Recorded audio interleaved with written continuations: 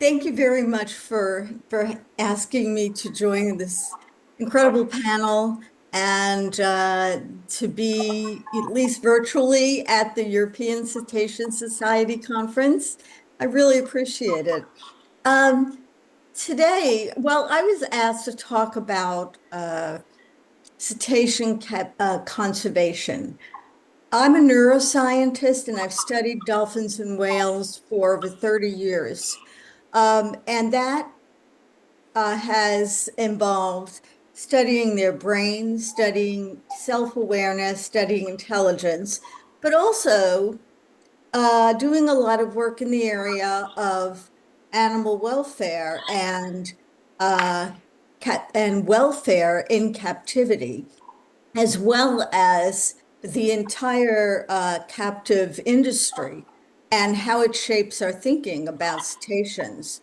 So today I want to talk about the role of the captive environment in undermining welfare and conservation of cetaceans.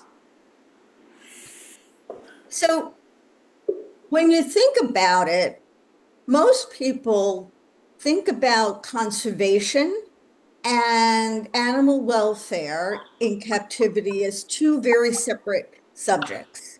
Animal welfare in captivity has to do with how well individual animals fare in a marine park or a zoo. And obviously, conservation has to do with wild populations of individuals in a natural environment.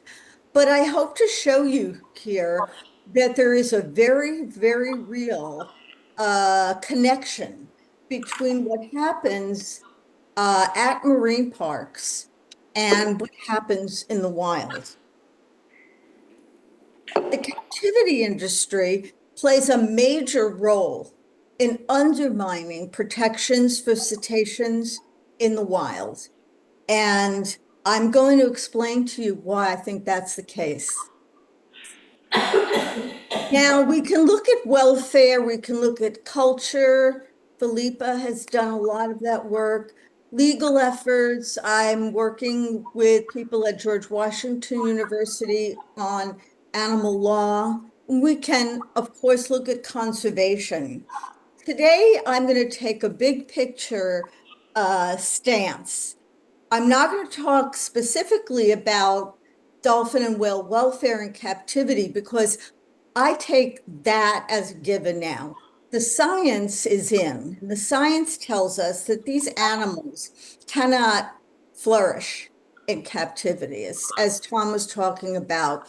It's just an increasing mountain of scientific evidence that tells us that these animals, dolphins and whales, live short, unhealthy lives in captivity. Now, before I get into what I want to talk about, I want to say that marine parks and zoos do some good work. They rescue and do rehabilitation, and some participate in real conservation efforts.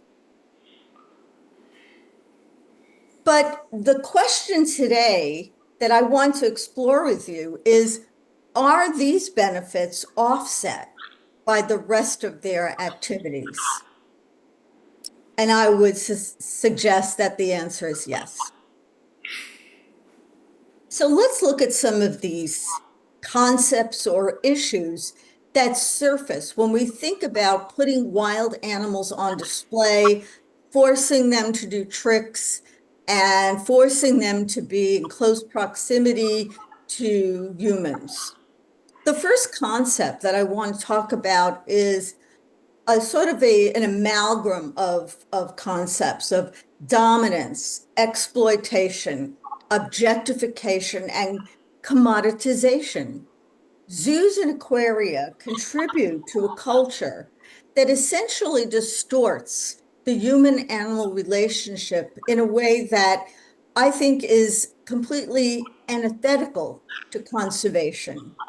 For thousands of years, our model of who we are and all the other animals is the scala natura, this triangle where this hierarchy where we are on top. And not only are we on top, but we're somehow qualitatively different than the other animals and superior in value.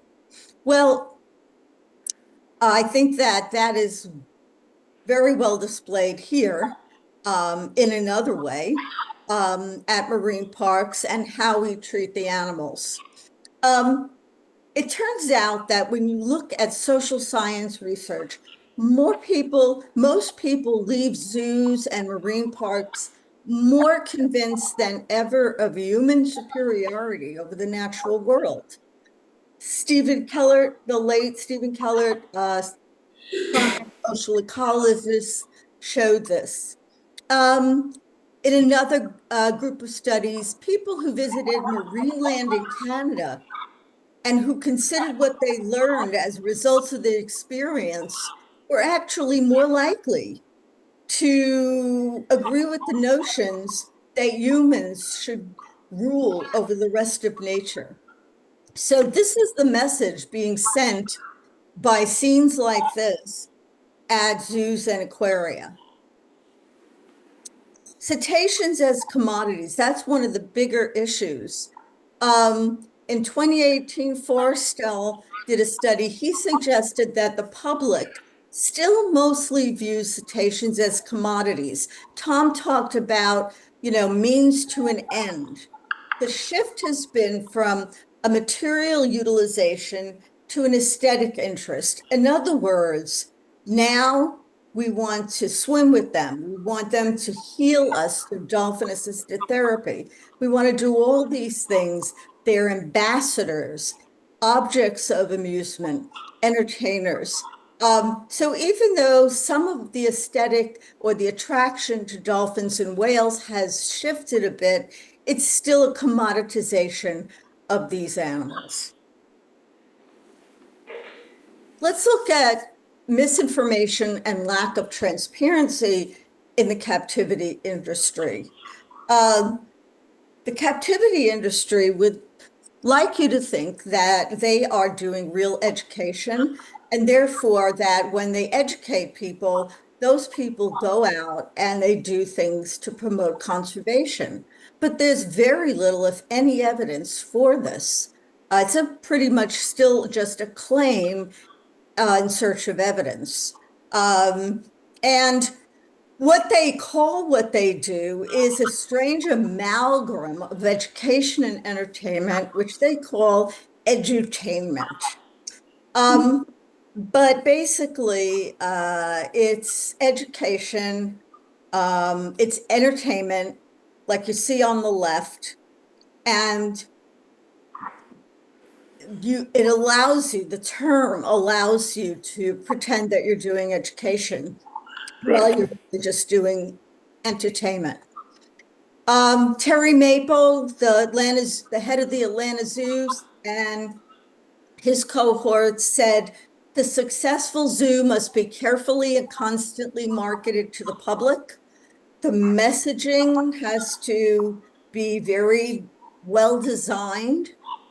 And Randy Malamud, who is the author of the book Reading Zoos, said the modern zoo inhabits a realm where commercialism meshes with what I see as the fad of feel-good eco-activism. In other words, the marine parks tell you that if you buy a ticket, you're contributing to conservation, but they provide no evidence for that. In fact, there is no evidence for that.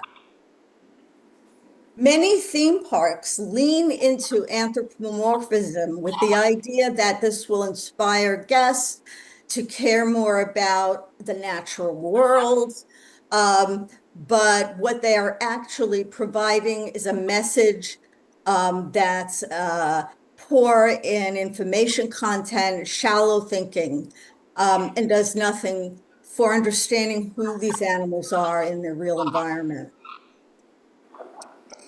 Then we get to the conservation fallacy. This is the big one.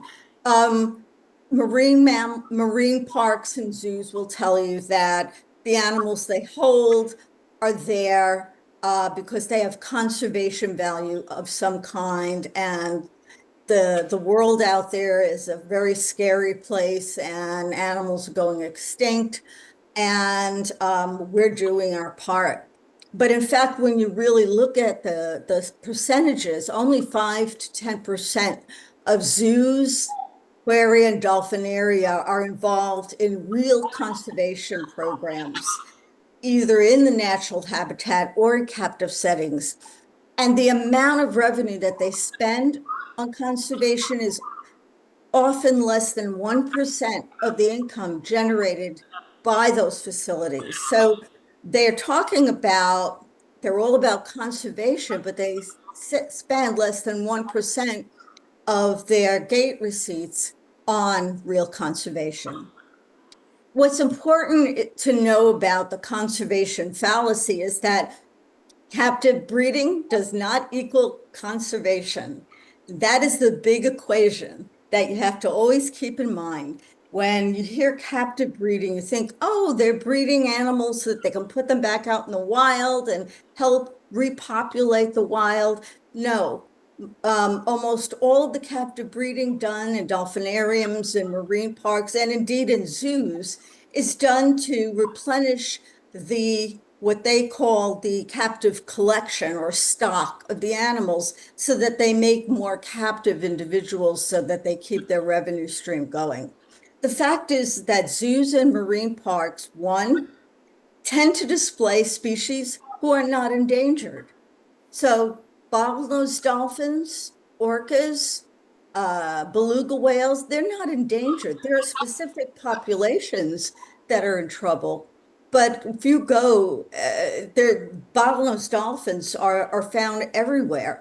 And they basically keep charismatic megafauna, animals that you want to see, not necessarily animals that need our help.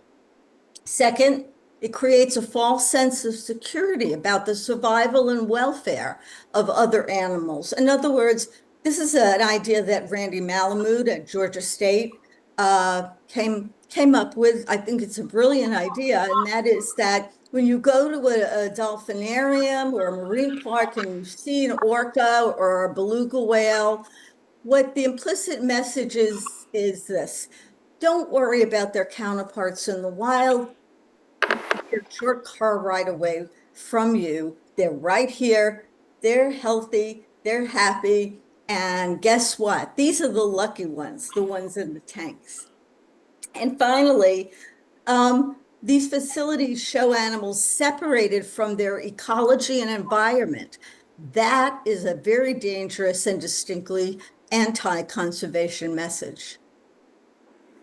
Finally, the way that marine parks, zoos, and dolphinaria contribute or undermine conservation, rather, is through direct and indirect captures from the wild. Many aquariums and marine parks, particularly in Asia, actively market themselves as conservation centers, but they continue to deplete cetacean populations in their natural habitat. Right now, the center of the problem is China. China has 96 marine parks stocked with orcas and dolphins and lots of animals. It's about 1,300 cetaceans and growing. Most of them have been captured from the wild, imported from Japan and Russia. Why all of a sudden the surge in marine parks in China? Well, China is simply following the lead of the United States. They see how lucrative it has been in the United States to put on dolphin shows, and they want the same thing. So even though we don't capture from the wild, we are in the United States and elsewhere providing a lucrative model for for making money, making revenue by displaying these animals.